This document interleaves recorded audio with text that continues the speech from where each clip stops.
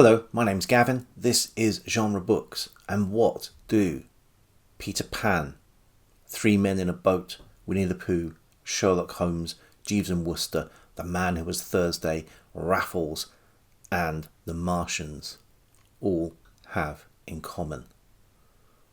The answer to this coming up later in this video. This is another small contribution to the Summer of Sport, a Booktube event created by Mark at Book Time with Elvis and co-hosted by Debs at Rainer Reads Stuff, Steve Donahue, Randy Ray, the Literate Texan, Book Lady Linda, and Bill Ruttenberg. Cricket. Bear with me. I won't go on too much about the actual game. I'm going to be talking about the links between literature and cricket, ending in one of the most enduring cricket literature legacies I can think of. As the quintessential summer pastime in England, cricket turns up a fair bit in English literature. A cricket match, a fictional cricket match between All Muggleton and Dingley Dell, a scene from the Pickwick Papers by Charles Dickens, even got so far as to making the £10 note some time ago. William Wordsworth makes a passing reference to cricket in his poem Composed in the Valley near Dover on the Day of Landing in 1820. Those boys that in your meadow ground in white-sleeved shirts are playing by the score. This is an image on his return from France that really lets him know he is back in England. But for a poet who is a bit more involved with cricket, look no further than Lord Byron. He wasn't a great cricketer. He did take a wicket in the first ever Eton versus Harrow match to be played at the Old Lord's Ground. Jane Austen enters the fray in Northanger Abbey with a mention of cricket, and I think Catherine played cricket as a younger person. This is intended to show she is not typical. Northanger Abbey, also the first mention in literature of baseball, but that's for another time. Another Austen cricket connection is through Jane Austen's nephew, George Thomas Knight, who not only played cricket for, I think he played for the MCC at a certain point, but was also one of the proponents getting the laws of cricket changed in the 1830s. Bowling underarm was deemed the correct thing to do, and bowling round arm, that is like that, was frowned upon and indeed outlawed in some circles of the game. He showed via 3 exhibition matches the superiority of round arm bowling, and consequently the law of cricket was changed in 1835 to accommodate this. Interestingly, the first people to properly use round arm bowling were female cricketers, because the underarm bowling interfered with voluminous skirts. One writer has gone so far as to suggest that George's aunt Jane demonstrated round arm bowling to him as a young child. I think this is possibly a little fanciful, but the idea that Jane Austen changed the game of cricket is a nice fancy. Had Jane Austen ever bowled an over, she would not have been the last famous female novelist to do so. Virginia Woolf was quite keen on it as a child, and I think there is a photo I'll try to find of her keeping wicket whilst her sister Vanessa Bell takes guard.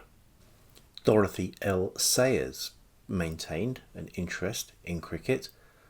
although this was mainly limited to the exploits of her detective, Lord Peter Wimsey, who not only had scored a couple of centuries whilst at school, but maintained an interest in the game, and the game itself becomes a central point to her novel Murder Must Advertise. Into more of the modern era, and we don't have to look much further than Ian Fleming for a number of cricketing connections. His grandfather had actually played 4 test matches for England. His nephew, Matthew Fleming, also was an international cricketer, having played 11 one-day international matches for England in the late 1990s.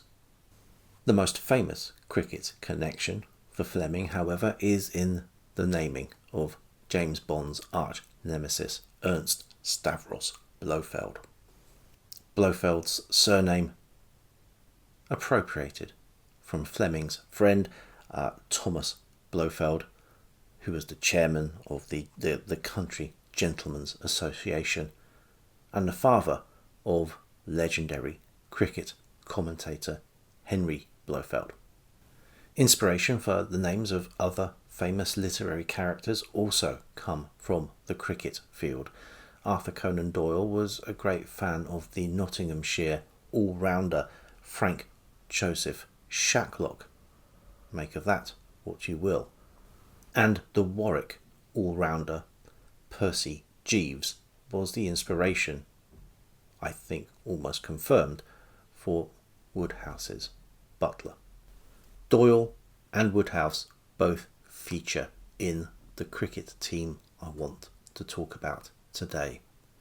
This is not some fantasy Booktube list of creating a team of cricketing writers. This team actually existed, and we have to go back to the Victorian era.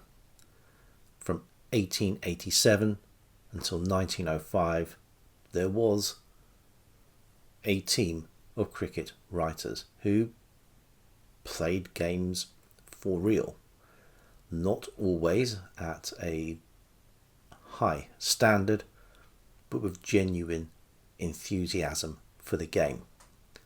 And the prime mover of this team was J.M. Barrie. The team was called the Allahakbarries. Barrie had been misinformed that Allah Akbar was Arabic for heaven help us, and thought that would be a funny name for a team.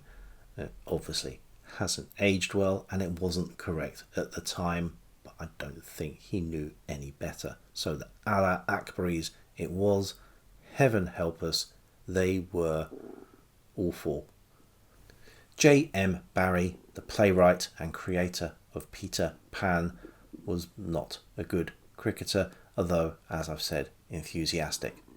He was not entirely without skill. Once in an amateur match, he took the wicket of future Field Marshal Douglas Haig in a small example of one of the many reversals that man oversaw in his career. But I want to start with Arthur Conan Doyle. And I'll start with him because he is probably one of the most famous writers on the list, but also certainly the best cricketer. He not only played for the Allahakbarries in his declining years, but he had played for the Marylebone Cricket Club, not professionally, but of a high and decent standard. He once took 7 wickets for 61 runs, which is not a bad return at all. The pinnacle of his career, perhaps, was taking the wicket of W.G. Grace, one of the all-time cricket heroes and certainly the premier player of the Victorian era. If you don't know who W.G. Grace is, he's God from Monty Python and the Holy Grail. Doyle also wrote for the Times W.G. Grace's obituary, when the time came. I can't recall Sherlock Holmes ever playing cricket in the Doyle stories. There is a pastiche story where he saves the test at the Oval, but there is a short story by Arthur Conan Doyle, Spedgu's Dropper, which I haven't read, but sounds like it's about a dropped catch. Possibly another Poetry Thursday coming up, dealing with the ignominy of a dropped catch in cricket. The cricket team also had in its roster Henry Justice Ford. He, not a writer, but a book illustrator. He made many of the illustrations for Andrew Lang's fairy stories. The team also included A.E.W. Mason, writer and politician, famously the writer of The Four Feathers. P.J. Wodehouse is in the team. E.V. Lucas is in the team. There are a couple of books about cricket that he wrote, which I have on a list to cover at some later point. But he was also the primary reader for the publishing company Methuen, and later became the chairman of that company. We have Jerome K. Jerome, author of Three Men in a Boat. We have Maurice Henry Hewlett, historical writer, a poet and an essayist. We have Sir Owen Seaman, a poet and a journalist and the editor of Punch magazine for a quarter of a century. We have A. Milne, the creator of Winnie the Pooh. We have the illustrator Bernard Partridge. We have E.W. Hornung, the creator of Raffles. Raffles is, as well as being a gentleman thief, an amateur cracksman. He is a cricketer. We also have on this team the model, the inspiration for the character of Raffles, George Cecil Ives. Other writers who turned out for the team on at least one occasion: H.G. Wells, Rudyard Kipling, G.K. Chesterton. None of these are great players. It didn't matter. This is as much a social gathering as it is anything to do with professional sport. You can have an incredible enthusiasm for the game despite not being any good at it. Trust me, I know. It wasn't just writers and illustrators in the team. Occasionally you would get other names turn up. They were quite big on having explorers on the side as well. Captain Scott of the Antarctic played once for them. The best name in Victorian England, the explorer Hesketh Pritchard. And because of the J.M. Barrie connection, you also had someone who wasn't a writer, George Llewellyn Davis. He and his four brothers were the inspiration, not only for the Lost Boys, but Barrie said that he made a conglomeration of all of those boys to come up with a spark of inspiration for Peter Pan himself. This team was an itinerant one. This is a scratch team put together. It is not something geographically tied to any one location. Running, as I said, from 1887 until 1905, they came back for a one-off reunion match in 1913. Although the Allahakbarries passed into history, that conceit of an author's 11 has remained and exists into the present day. In the modern era, Sebastian Faulks, Tom Holland and his brother James Holland, Peter Frankopan, the satirist, comedian and crucially statistician for Test Match Special, Andy Zaltzman, is part of the team, as is the science writer Adam Rutherford and Richard Beard, Mirza Waheed, Alex Preston, Matthew Parker and others. And why wouldn't you want to play cricket as a writer?